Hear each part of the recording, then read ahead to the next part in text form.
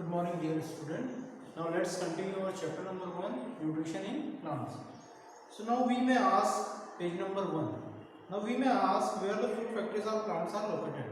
अब हम पूछ सकते हैं कि जो फूड फैक्ट्रीज है प्लांट की वो कहाँ लोकेटेड होती है, तो वो लीव्स में लोकेटेड होती है. तो synthesis of food in plant occur in leaves. तो सिंथेसिस होती है प्लांट की फूड के लिए वो लीव्स में होती है. Therefore all the raw material must reach there. इसलिए सारा जो रॉ मटेरियल है वो वहाँ पे पहुँचना जरूरी है. Water and mineral present in the soil are absorb by the root. Water और मिनरल जो क्या होते हैं जो एब्जॉर्ब होते हैं रूट के द्वारा. हम रूट नीचे जमीन में पानी देते हैं, वहाँ से रूट को मिनरल्स और वाटर एब्जॉर्ब करती है और लीव्स तक पहुँचाती है and transported to the leaves. Carbon dioxide from air is taken in through tiny pores present on the surface of the leaves. Atmosphere में जो कार्बन डाइऑक्साइड होती है वो प्लांट्स के द्वारा उनके लीव्स के द्वारा छोटे छोटे पोर्स होते हैं जिन्हें स्टोमेटा कहते हैं, इनके द्वारा टेक इन की जाती है, इनके द्वारा ली जाती है.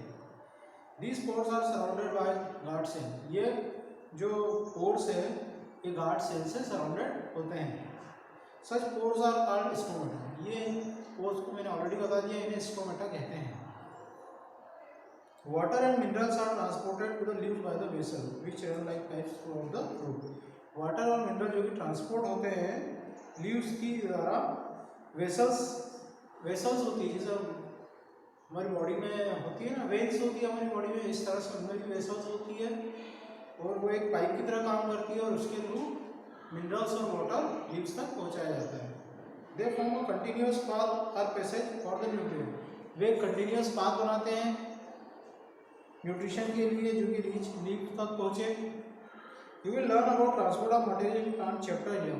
आप प्लांट चैप्टर 11 में ट्रांसपोर्ट ऑफ प्लांट्स के बारे में, ट्रांसपोर्ट ऑफ मटेरियल के बारे में पढ़ेंगे, किस तरह से ट्रांसपोर्ट होता है चैप्टर 11 में. The leaves of green pigment chlorophyll. Leaves में एक ग्रीन पिगमेंट होता है जिसे क्लोरोफिल कहते हैं. It help leave to capture the energy of the sunlight. ये हेल्प करती है लीव्स को एनर्जी और सनलाइट कैप्चर करने में. क्लोरोफिल हेल्प करता है, ठीक है. This energy use to synthesis food from carbon dioxide and water. ये एनर्जी यूज होती है सिंथेसाइज करने में, यानी प्रिपेयर करने में. सिंथेसाइज का मतलब होता है प्रिपेयर करना, बनाना. From food from carbon dioxide and water. Carbon dioxide और वाटर से खाना बनाने में ये हेल्प करता है chlorophyll. Since the synthesis of food occur in the presence of sunlight. Synthesis of food ये होता है सनलाइट के प्रेजेंस में. अगर सनलाइट नहीं होगा तो सिंथेसिस ऑफ फूड नहीं होगा.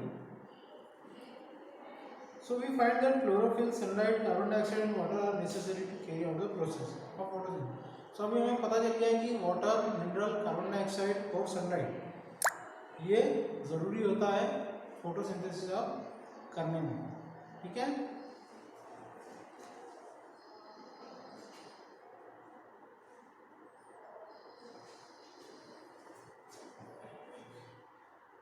So we find that chlorophyll, sunlight, carbon dioxide and water are necessary to carry out the process of photosynthesis. It is a unique process. ये एक बहुत ही यूनिक प्रोसेस है.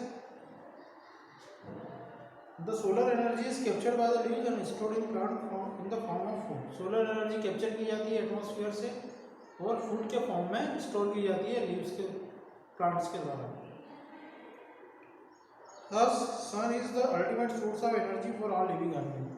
सन जो है वो अल्टीमेट सोर्स ऑफ एनर्जी है ऑल लिविंग ऑर्गेनिज्म, एनिमल्स के लिए भी, प्लांट्स के लिए भी, ह्यूमंस के लिए भी. बहुत इंपॉर्टेंट है. Can you imagine life on the earth in the absence of photosynthesis. क्या इमेजिन कर सकते हैं लाइफ फोटोसिंथेसिस के बिना इस धरती पर? No, obviously not. In the absence of photosynthesis there would not be any food. Photosynthesis के एब्सेंस में कोई भी खाना नहीं होगा. फोटोसिंथेसिस नहीं होगी तो खाना भी नहीं होगा. The survival of almost all living organisms directly or indirectly depend upon the food made by the plant. Survival यानी कि जीना है ना, सर्वाइव करना, जीना. लिविंग ऑर्गेनिज्म के लिए जीना डायरेक्टली और इनडायरेक्टली दोनों तरह से अफेक्ट करता है photosynthesis plants. Okay. Besides oxygen, which is essential for the survival of living organism, is produced during photosynthesis. Oxygen भी यूज होती है फोटोसिंथेसिस प्रोसेस के लिए। क्या बोल रहा हूँ, बिसाइड ऑक्सीजन के अलावा which is essential for the survival of living organism is produced during photosynthesis. Sorry, in the absence of photosynthesis की एब्सेंट में लाइफ वुड बी इम्पॉसिबल और नॉट। सो एक इम्पॉर्टेंट लाइन है कि फोटोसिंथेसिस की एब्सेंस में लाइफ सर्वाइव करना बहुत मुश्किल है, मतलब होगा ही नहीं, लाइफ सर्वाइव नहीं होगा। During photosynthesis, chlorophyll containing cell of leaves in the presence of sunlight use carbon dioxide and water to synthesize carbohydrate. Photosynthesis के दौरान क्लोरोफिल कंटेनिंग जो सेल होती है लीव्स में,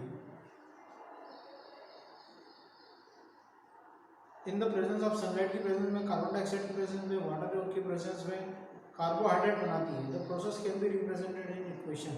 जैसे कार्बन डाइऑक्साइड में वाटर, सनलाइट और क्लोरोफिल की प्रेजेंस में कार्बोहाइड्रेट और ऑक्सीजन बनाते हैं। Thank you.